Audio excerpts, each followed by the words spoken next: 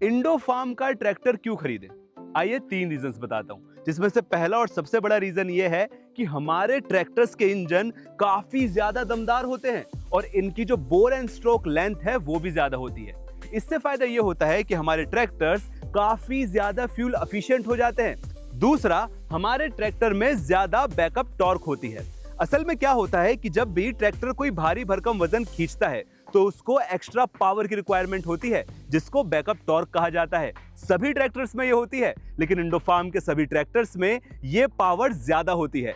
तीसरा, हमारे ट्रैक्टर की लंबाई और चौड़ाई ज्यादा है, इससे ट्रैक्टर को ज्यादा स्टेबिलिटी मिलती है। और अगर वीडियो पसंद आई है तो वीडियो को लाइक करें और चैनल को सब्सक्राइब करें।